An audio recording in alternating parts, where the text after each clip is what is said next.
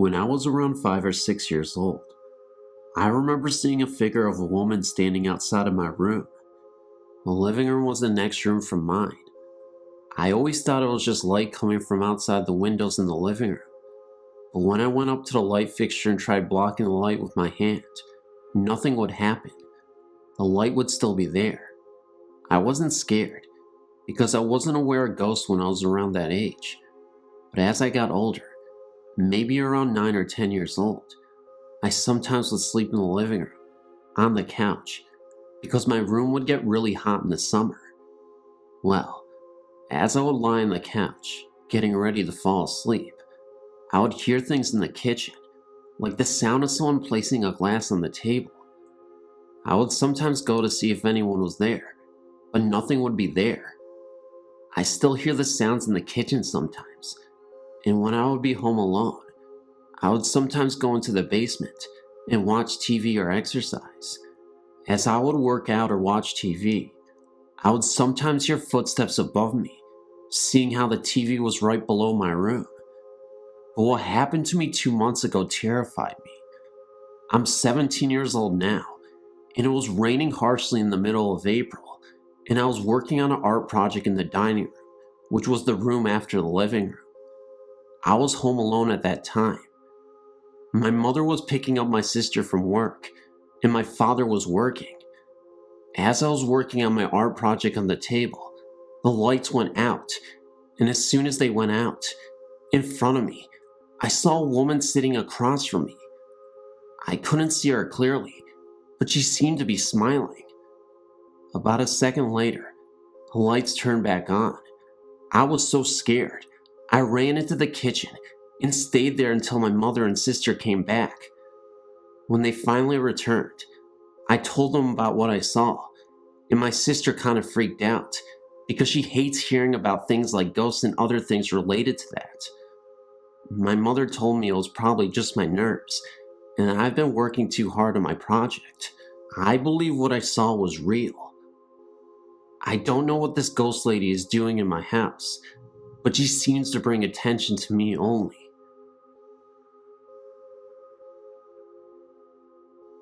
This is just one account from over 40 experiences I've recorded in my ghost journal. It was a very unusual day in Chicago, only 4 days to the new year, and in the middle of winter. It was 63 degrees, yet the skies were dark, but there were tons of fluffy clouds. My friend Christine and I decided to enjoy this rare day and go walking around the park. We watched as the clouds seemed to spread across the sky and realized the storm was near. Somehow, the conversation switched to cemeteries. She told me of an old German cemetery that was near the park that she had gone to. They have a section of infant graves from the late 1800s to early 1900s. She knows the babies died in groups around the same times. After hearing this, I wanted to go see for myself. She told me where to go, and as I drove into the cemetery, I pointed to a corner and asked her if that was where they were. She said yes. I'd never been there before. I don't know how I knew. We parked on the road, got out, and looked around. Some of the graves were old and worn, the names and dates hardly visible. The baby section was so sad to see, and we figured there must have been a plague of some sort in the area. It was beginning to get dark, even though it was about 4 p.m. in the afternoon. The cemetery closed at 5, so we wanted to hurry and see everything before they closed and before the storm came. We were walking through the cemetery when it felt like the temperature had dropped 20 degrees in a few minutes. I stopped in my tracks and noticed a familiar smell. The scent became stronger, and I realized it was roses. I asked my friend if she smelled anything. She said yes. I asked her what she smelled, and she said roses. I was bending down to smell the flowers on a grave, which were not roses. I wanted to figure out where the smell suddenly came from. Suddenly, my friend told me to look up, and in the distance was a flower girl. And you guessed it, she was holding onto roses. Both me and my friend were in disbelief. We couldn't even fathom what we were seeing, but yet here was this flower girl holding onto a rose, which had a strong perfume smell. Her attire was in a Victorian-style dress. She looked absolutely beautiful, but it was also really scary because it was in the middle of a cemetery and we were really spooked. Even though it felt like forever, she momentarily appeared and then she was gone, just like that. It must have been about 15 seconds, if that, but we both saw her, and we're not making this up. We're totally sane individuals who actually go out and try to see these things on purpose. I know that sounds crazy to some of you, but we get such thrills about ghost hunting. Anyway, we're not even done with the story yet, because right after, we heard the most blood-curdling scream I've ever heard in my entire life.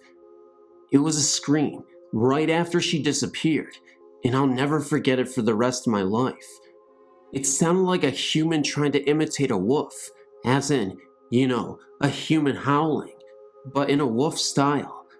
I know that sounds ridiculous, and maybe it could have been a real human being trying to play with us. However, we did not stick around long enough to find out, and we bolted all the way home. I guess the moral of the story is, yeah, you can be interested in ghosts and whatnot, but even if you are interested, be very wary, and just remember, ghosts can't hurt you. If that was real, I have no idea what to say, but if it was a human being, I guess you gotta stay clear of the cemeteries. I'll tell you what though, the roses, the girl, and the scream, they were all very real to us. We did not hesitate to leave, because we did not know what to expect if we stayed longer there. Just remember to be very careful.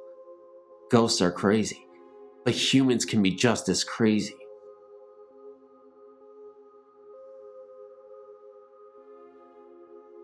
This happened to my fiance about 37 years ago in Karn City, Texas. He was about 5 years old and was attending a church function with his grandparents at the St. Paul Lutheran Church there. He was running around with two of his slightly younger cousins, having a good time. This function was taking place outdoors. Now, there were actually two church buildings there. A new church had been built, and the older wooden structure was still standing close by and being used exclusively for storage. The church had been collecting clothing and had put it in the older building. Anyway, my fiance and his cousins had been told to stay out of the churches, but being little kids and the adults having their attention taken up with visiting, the boys decided to explore the old church. He went into the older building and looked into the large room where the clothing was piled on 3 tables. My fiance said the first thing he noticed was the clothing on one of the tables agitating violently, and he could see a lady who just happened to be transparent, sorting through the clothes that were shaking. All that she remembers of her appearance is that she was a motherly or grandmotherly looking figure with a high-necked dress and her hair pulled back in a bun.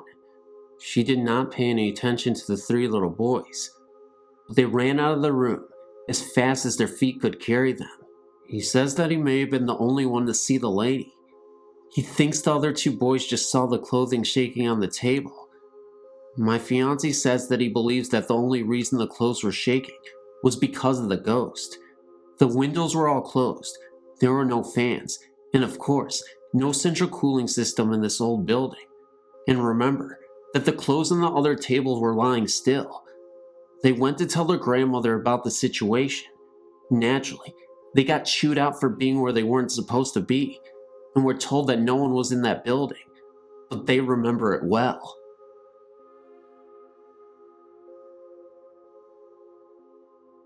This story is one that may or may not scare you. It's more of a mystery to me and my friends. When I was young, me and my cousin were always together and trying to scare each other. It just so happens that there was an old house which my grandfather had built in the early 1900s, which we thought may be haunted. It should be mentioned that I am from a small town in Virginia, and in the early 1900s, it was a pretty isolated town from the rest of the state. My grandfather was a pastor of the local church. Being that the church was very big, and my grandfather's house was, he would have wakes and funerals in his den. The house was very big, and there was plenty of room for people to attend these funerals. Anyway, my cousin and I used to see things through the windows which we could not explain. The house had not been lived in many years, when we would see these unexplainable lights. They were blue in color, and they seemed to go from window to window when we were looking at them. We finally got the nerve to sneak into the house, which probably wasn't too smart. Anyway, we had to enter through the basement in order for my father not to see us trying to get inside. This was very scary because there was no electricity, and we had to try and make it through the dark and up the stairs to the entry of the den. We did this several times, and on some occasions, we heard and seen strange things, and sometimes we didn't. On one occasion, we lived in the house, and we heard a tapping on the ceiling upstairs, as if someone was hitting it with a cane. This was very odd, because my father lived in the house as a child, and said his uncle lived with them, and he had a cane. When he needed something, he would tap on the floor for someone to come and help him. This scared the living daylights out of us, but my cousin was a little more courageous than I, and he persuaded me to go up the stairs.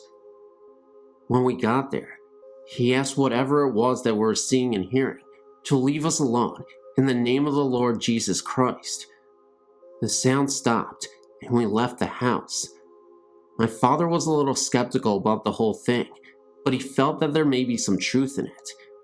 He himself now saw a ghostly apparition which he can't explain. This is coming from a man who himself is now a preacher, and I don't think he doubts seeing this at all. I really feel that there is some connection to the noises and sightings with the funerals that were held in the house. There are other occurrences which have happened, but would take a while to tell them all. I've read in other experiences about blue lights being represented with the supernatural. This story may not be that scary to you, but to me and my cousin, we know that there is something paranormal about that house.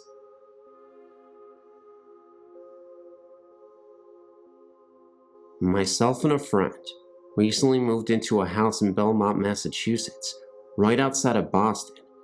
The place is about 100 years old and retains much of the original woodwork, ceramic doorknobs, etc. I even found an old ceramic liquor and med bottle in there. It's a third-floor apartment with an old aluminum speaking tube to the second floor, which leads us to believe this may have been servants' quarters at one time. We never get anything but good vibes from the place, but a few things have happened which make me wonder, and I write asking your opinion.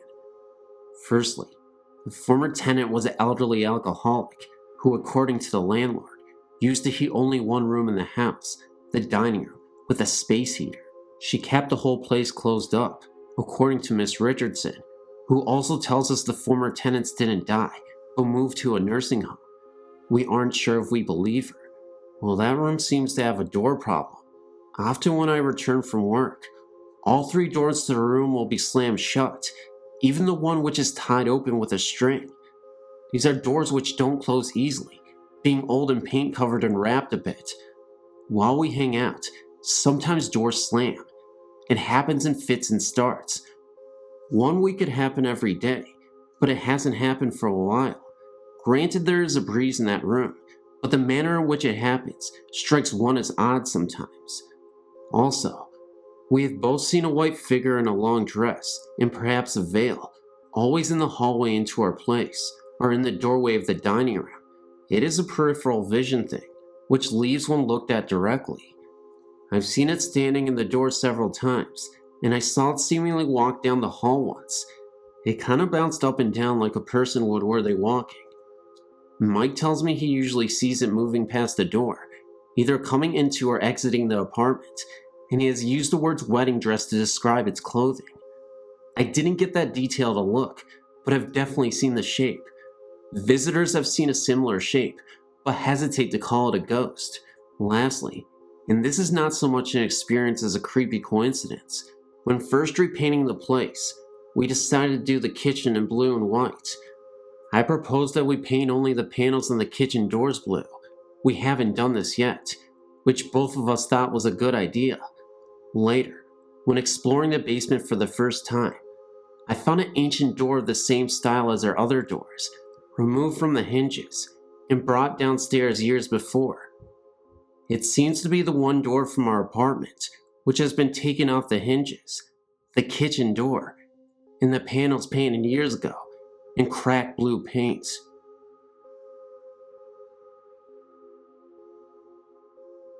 Yesterday, my husband and I toured the Whaley house in San Diego. I think I may have been present to a supernatural occurrence of sorts, but I wanted to ask you about it. Initially, I started out on the first floor, not part of the tour, and I felt a markedly weird sensation in front of the dining area that I can only describe as having a sinking feeling that bordered on nausea. I felt fine walking around Old Town and coming into the house. I hung out in the dining room area for like 10 minutes, thinking what I was feeling was so unusual, and it dissipated.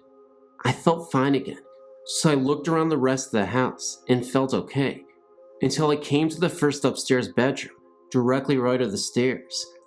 I again felt that same feeling, and I stood there, just looking about the room, and that is when I think I saw something in one of the mirrors, the mirror closest to the hall. It looked as though thin white smoke was being reflected into the mirror, as though someone was standing next to the mirror with a lit cigarette. I can only describe what I saw as smoke, because it curled. I also smelled a very faint smell of cologne that reminded me of violet water. I made sure it was not me, since I was the only person in that area, and it wasn't. It seemed to blow in through the saddled wooden partition. I was a little weirded out, because I was in disbelief at what I thought to be witnessing, so I called to my husband downstairs to come up. I didn't want to cause a stir, because I was unsure what this was. I even saw the presence of a shadow behind my back, in the corner of my eye. I walked back to the area in front of the room, and looked back into the mirror to make sure that it wasn't a reflection of something outside, like a passing vehicle, but I no longer saw the smoke. I really didn't want to tell anyone about the incident, because I would have winded up scaring everybody, including myself. I've been thinking about it ever since, and been trying to find a logical explanation for it.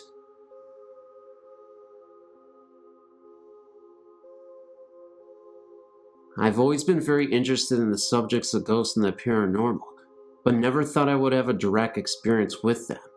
Although I'm currently part of a theater group that is renovating an old theater, and we definitely have some spectral energy in the place, but that's another story. This story is about the first time I had something strange happen to me. I'm originally from a small island off the coast of Italy. The community dates back to 700 BC, so you can imagine they have their fair share of ghost stories. I was 15 and staying at my aunt's house with my sister. Our grandmother had died 3 years before, and as part of our week-long stay, we went to visit her grave. The experience was unsettling to say the least, and I think I was most affected emotionally by the visit. Trying to remember a woman who I love very much now, reduced to nothing but a picture in writing on marble mausoleum. Although it was a very hot and humid summer day, the cemetery seemed to have an unsettling chill about it, and I couldn't wait to get out of there. However, anyone who is Italian or knows of Italian cemetery visits is that they are family events that take a long time. Feeling very sentimental and depressed and somewhat bored, I couldn't help but look around and read more grave sites.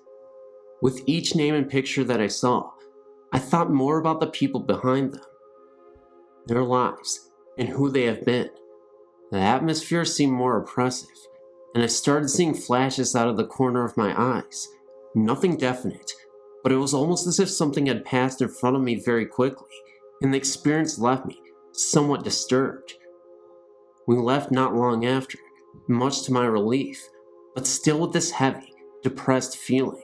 Later on that night, I had fallen into a deep sleep, but was awakened at 3 in the morning by a male and female voice arguing. I was very groggy, but I immediately thought the voices were strange, because they didn't sound like they were coming from anywhere, in particular at least. They sounded as if they were right in my ears. The room I shared with my sister was directly over a busy main street, and being a summer resort, there is always some activity going on. However, the street this night was totally quiet, with no one in sight. The voices continued to argue in Italian, and though I spoke it, I couldn't make out what they were saying. Also, the intensity of the voices didn't change as I moved around the room. They always seemed to be in my ears, and were continuing to grow in intensity. At this point, I thought it was my cousin and her husband who were arguing from their bedroom. They shared the room with their 2 small children, and I thought what could be so important to be arguing at this hour of night, and why weren't their children reacting? I decided to investigate. As I slowly opened the door, the voices suddenly stopped. Not a cutoff in conversation or a conclusion, but as if someone had switched off a radio. I walked to the room and found the whole family sound asleep. I returned to the room dumbfounded, but found the room was very cold. The day had been extremely hot, and the night had not let up, and I was just in the room a minute before. But I knew the temperature had gone down at least 10 degrees. It was then I felt the same heaviness that I experienced at the cemetery, and a large chill moved right through me. Almost immediately, the room returned to its original temperature. During this whole experience, my sister was asleep next to me, and when I asked her about hearing anything during the night, she thought I was crazy. To this day, I'm not sure what I heard and felt that night. However, I spent many nights in that room over the years, and never had a similar experience. Did I touch something or someone? And did they follow me back from the cemetery? I don't know. Hey everybody, it's Phantom of Darkness. No, seriously guys, thank you so much. I don't even know if that was an attempted joke or something. What the hell? Let me start over again. Fondue, fondue, fondue, yeah! There we go, much better. Anyway guys, thanks for commenting, liking, subscribing, and sharing this roller coaster of epic proportions. No, but seriously, we got great videos going out for you guys. I mean, the last 2 videos I think were pretty good. I'm talking about this video and the last video, and I think it's only going to get better as 2019 rolls on. So, guys, please remember to share, comment, like, and subscribe. I know I keep saying that, but it's really critical. It's important to get these videos out to make sure that you get the thing that works. I guess. I thought I knew what I was talking about, but I guess I don't. Okay guys, now I'm going to be really serious for a moment and actually say thank you again. For real, this is 100% serious. I'm thankful for everything you guys have done for me, and I'm thankful for all the comments you guys leave me, and I'm thankful how patient you guys are when I have like issues getting out videos with my stupid internet and whatnot. So thanks again guys. It really is a true pleasure, guys, seeing in the comment section and having you comment. And even though I'm always exhausted at the end of the day, even after making videos, I'm always happy that I can deliver content to you guys, ghost stories, and I'm so thankful. So thank you guys. I know I say thank you so much, but you guys got to know thank you, thank you, thank you. So thank you. I know I'm rambly. I know I talk with these stupid outros all the time, but I'm going to sign out now, and I'll see you in the next video. Good night, good morning. I love you guys. See you soon.